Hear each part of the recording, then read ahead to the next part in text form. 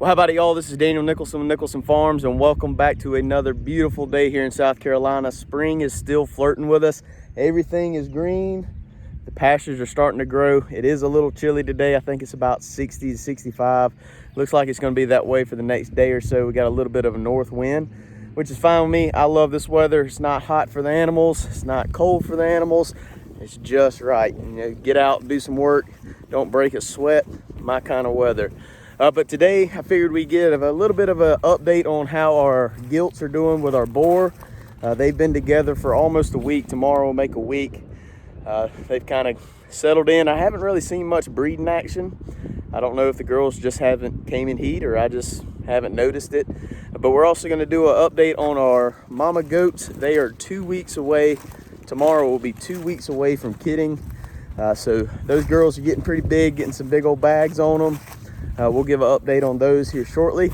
But I'm up here by the pigs now. We'll go ahead and take a look at them. And I'd like to try to move these three into this paddock right here. And we'll talk about some updates on what's coming up on the barn here in the next couple days to get ready for kidding season. So I guess let's get at it. So our gilts and our boars just kind of hanging out in the sun. They've been in this pen for several weeks. They've got it all kind of moonscaped, little holes everywhere. It's time for them to move. I've been keeping them in this pen just because I have this self feeder right here that I can fill up every other day. But I want to get them out of here, give this little spot a rest. But also I want to get this lean-to and all this area cleaned up, ready for kidding season.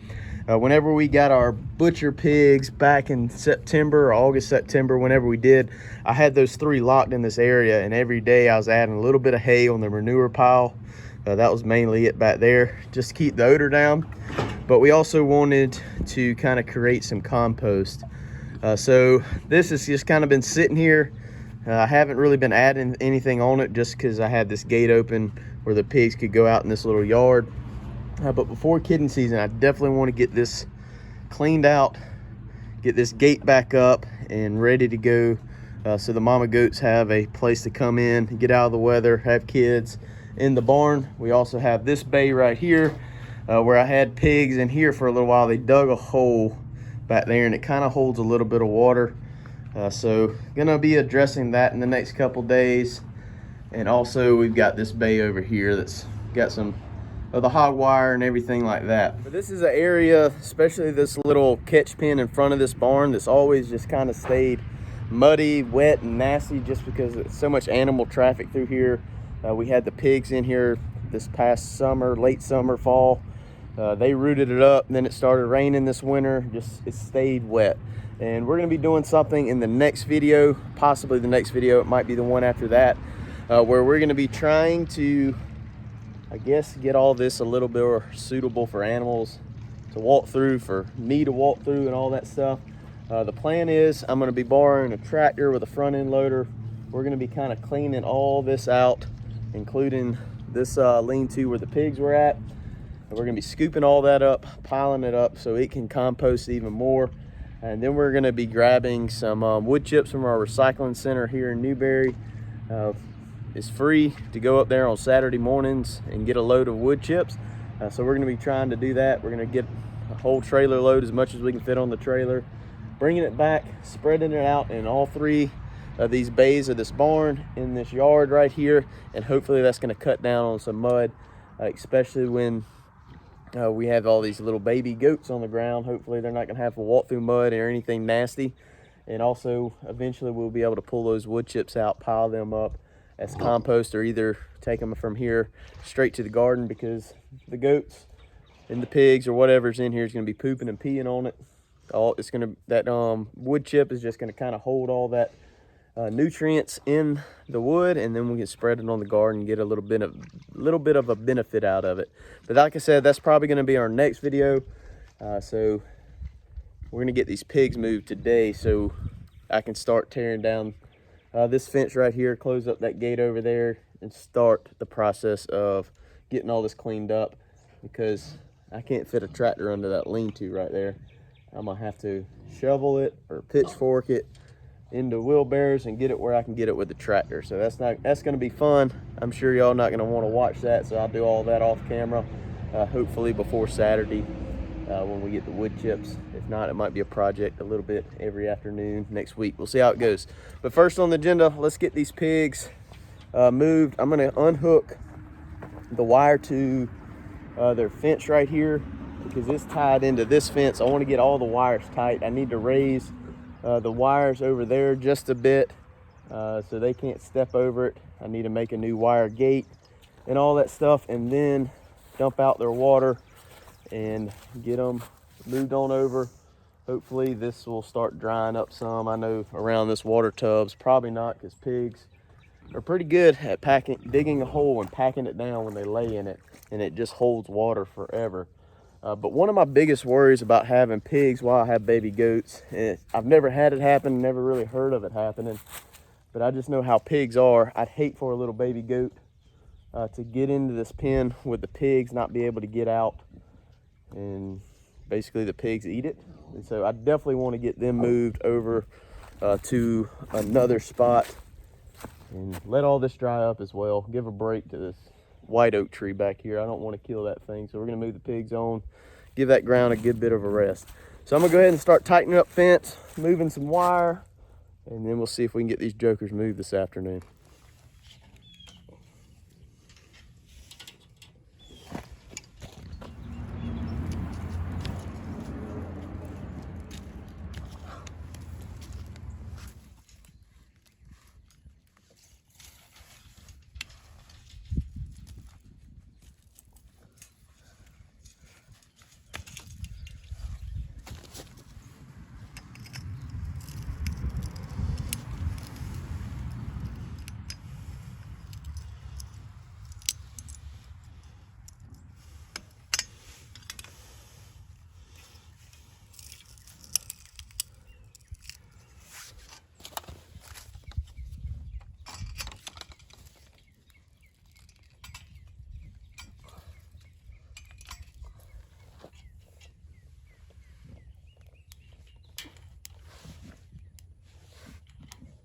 Alrighty, so it's time to try to move these three guys. I've got our wire raised, hot. I got our little wire gate on down here. So it's time to just take the wire gate down over here and let them all through. As I've been working on the fence a little bit, I've been noticing this guy just kind of pacing this fence. So I'm assuming there's probably one of those gilts over there in the feeder pen is probably in heat, but he's been in this pen for a week. He hasn't jumped over the fence yet, so I'll take that as a good thing. We're gonna open it up, let him through, and hopefully he doesn't cross this fence. Well, he just tested it. Guess the fence is working good.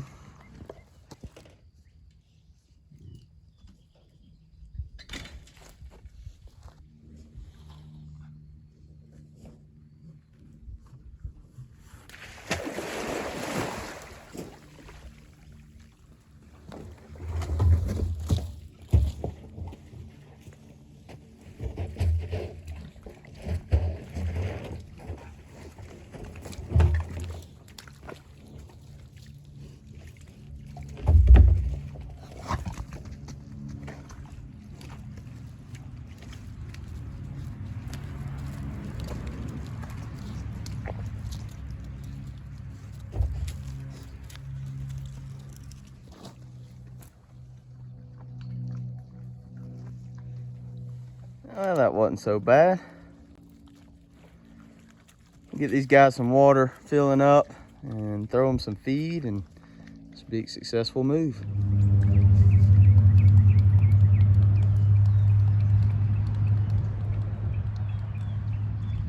Well, we got all the pig chores done. Our boar pig and our two gilts have been moved. They got water, they've got feed. Let's go check on our mama goats, see if we can go find them. They're over on the neighbor's property somewhere. I need to track them down. They've been out since this morning. Well, they're down there in the old pond bed, doing what goats do the best.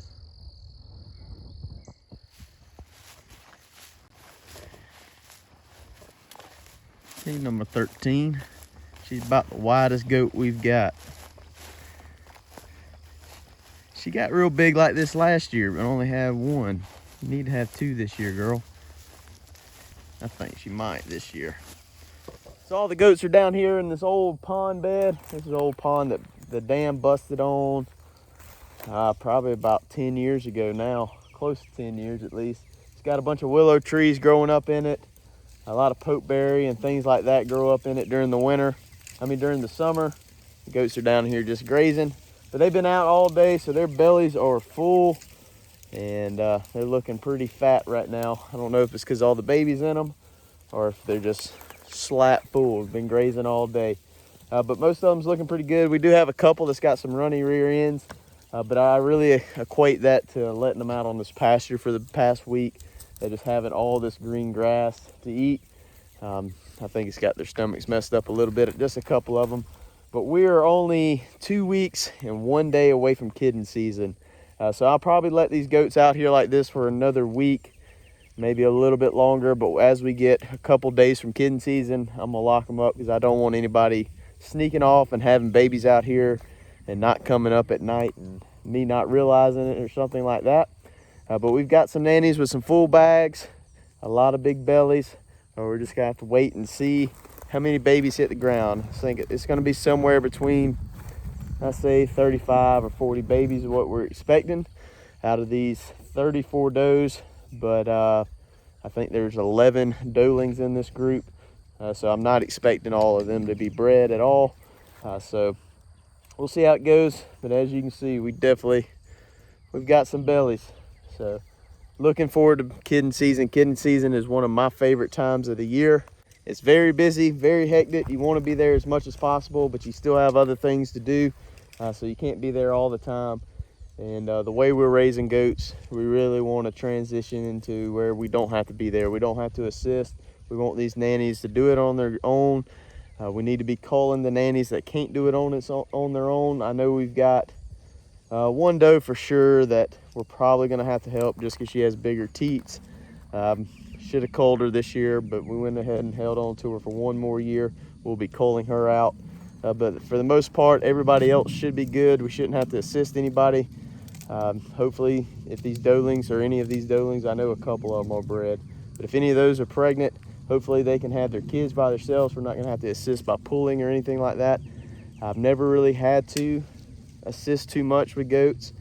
You're going to have circumstances where you're going to need to be there. You're going to need to pull the baby or something like that, but more or less we're looking for good weather and things like that. And, the times that I will assist is whenever it's cold or rainy and a baby just doesn't get off to a good start.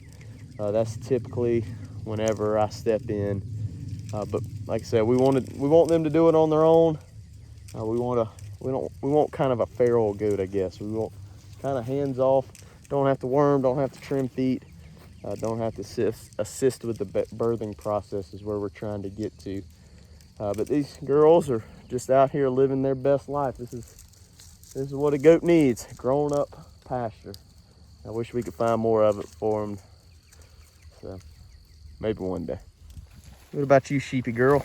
You got some babies in there? Huh? You look like it, or are you just fat? Huh? You gonna run from me today? You ain't gonna let me pet you?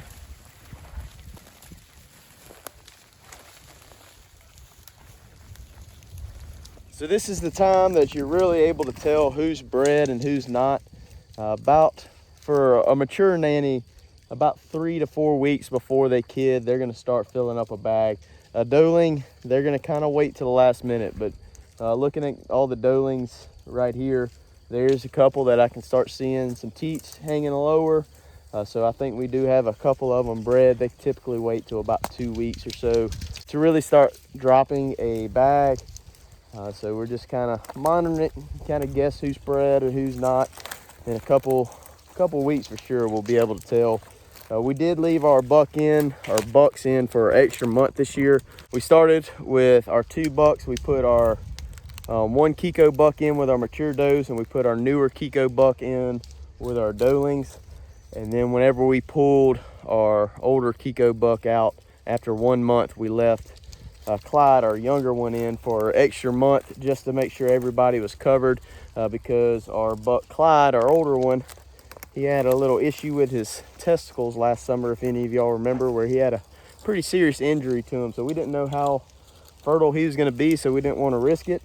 So we're going to have potentially 2 whole months that we can have kids. We're supposed to start on April the 13th, and I did that because me and Maddie's daughter is due the end of May. I wanted to have all the baby goats out of the way before the baby comes. We got 7 weeks before our baby comes, 2 weeks before these baby goats come, so I'm hoping everybody can get it done quick so I don't have to worry about it when I got a newborn at the house, because I promise you the goats are not going to be the first thing on my mind when it comes to that time.